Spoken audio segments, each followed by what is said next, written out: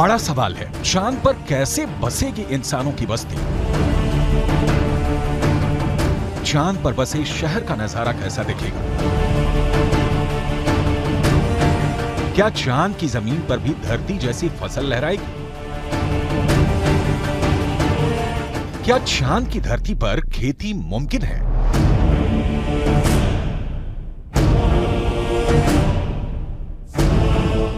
विज्ञान कहता है कि चांद पर अभी इंसानों के रहने लायक वातावरण नहीं है, लेकिन नासा का कहना है कि आने वाले वक्त में चंद्रमा की धरती को रहने लायक बनाया जा सकता है। लेकिन दावे के मुताबिक चांद पर बसने वाली बस्ती नहीं होगी सस्ती। अंतरिक्ष में चंद्रमा धरती का सबसे करीबी पड़ोसी पिंड है।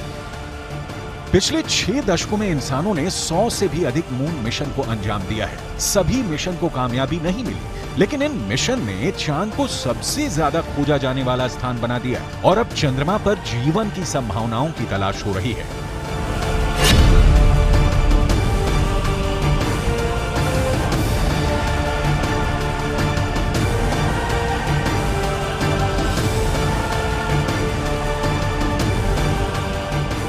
अभी तक चंद्रमा से जुड़ी कई हैरान कर देने वाली जानकारियां सामने आई हैं।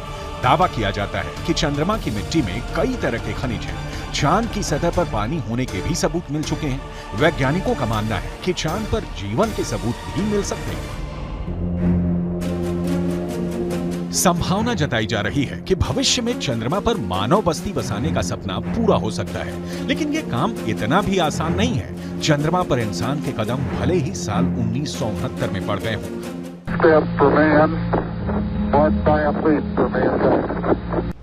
लेकिन कड़वी सच्चाई ये भी है कि 1972 के बाद से किसी भी अंतरिक्ष यात्री ने चांद पर कदम नहीं रखा।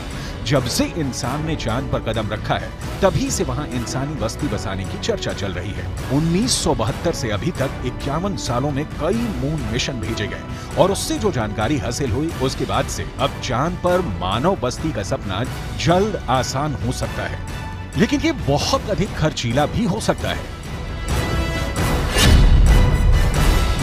क्योंकि अगर चंद्रमा पर कॉलोनी शुरू करने के लिए धरती से सामान भेजने होंगे तो ये काफी महंगा साबित होगा। एक अनुमान के मुताबिक सिर्फ 100 लोगों के लिए चांद पर जरूरी सामान भेजने के लिए करीब 1.25 लाख करोड़ रुपए का खर्च आएगा।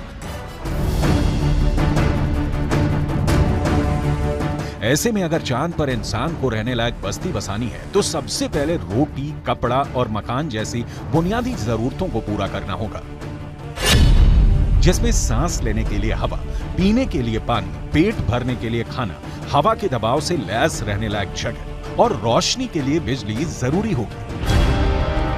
दावा है कि इनमें से ज्यादातर जरूरतों को चांद से ही पूरा किया जा सकता है। चंद्रयान 1 की मदद से चांद पर पानी होने की पुष्टि हो चुकी है।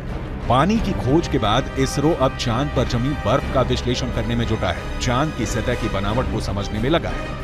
नासा के मुताबिक चांद के दक्षिणी ध्रुव पर बर्फ है। बर्फ के साथ साथ वहां दूसरे प्राकृतिक संसाधन भी हो सकते हैं। साल 1998 में नासा ने मून मिशन के तहत ये बताया था कि दक्षिणी ध्रुव पर हाइड्रोजन है। नासा का दावा है कि अधिक मात्रा में हाइड्रोजन होने की वजह से वहां बर्फ होने की संभावना है। इसके अलावा चांद के दक्षिणी ध्रुव पर बड़े बड़े पहाड़ और कई गड्ढे हैं। ज्यादातर गड्ढे ऐसे हैं जहां अरबों साल से अंधेरा है। अमेरिका के नासा के मुताबिक घुप अंधेरे के बीच यहां बर्फ का जमाव हो सकता है। अंदाजा यह भी है कि चांद के दक्षिणी ध्रुव पर अरबों सालों से पानी बर्फ के रूप में जमा हो सकता है। अगर चंद्रयान 3 का लैंडर और रोवर चांद पर बर्फ की मौजूदगी की पुष्टि कर देते हैं तो वहां मानव बस्ती बसाने की संभावना और बढ़ जाएगी। हालांकि इससे पहले भी चंद्रमा की सतह पर पानी होने के संकेत मिले थे। चांद के छाया में रहने वाले हिस्से में पानी के होने के संकेत मिल चुके हैं। वैज्ञानिकों को चांद के उस हिस्से में पानी होने के साक्ष्य भी मिले हैं जहां सूर्य का सीधा प्रकाश पड़ता है। ऐसे में अगर चंद्रयान 3 चांद के दक्षिणी ध्रुव पर पर्याप्त बर्फ होने की पुष्टि कर देता है तो चांद की सतह पर मौजूद बर्फीले पानी से इंसानों की बस्ती और चंद्रमा पर अर्थव्यवस्था के लिए आधार को तैयार करने में मददगार साबित हो सकती है। आइए रसायन विज्ञान की भाषा में समझ लेते हैं कि ये कैसे मुमकिन हो सकता है। रसायन विज्ञान में बर्फीले पानी का रासायनिक सूत्र होता है H2O। पानी एक एक अणु में हाइड्रोजन और ऑक्सीजन 2:1 के अनुपात में मौजूद होता है, यानी पानी के एक अणु को हाइड्रोजन और ऑक्सीजन में तोड़ा जा सकता है। H2O equals H2 plus O2, यानी पानी की मौजूदगी में चांद पर सांस लेने के लिए ऑक्सीजन बनाना आसान है। वहीं पानी से हाइड्रोजन और ऑक्सीजन को अलग करके ईंधन के तौर पर इस्तेमाल कर सकेंगे। साथ ही साथ पानी से चांद पर बिजली भी तैयार की जा सकती है। साफ है, चांद पर मौजूद पानी कई समस्याओं का समाधान हो सकता है। पानी के इस्तेमाल से सिंचाई के लिए खेती का काम भी आसान किया जा सकता है, क्योंकि चांद पर इंसानों की बस्ती को लेकर रिसर्च कर रहे वैज्ञानिकों को तब बड़ी कामयाबी मिली थी जब चांद की मिट्टी में पौधे उगाए गए। अपोलो 11 मिशन के दौरान करीब 22 किलो सामान चंद्रमा से लाया गया था।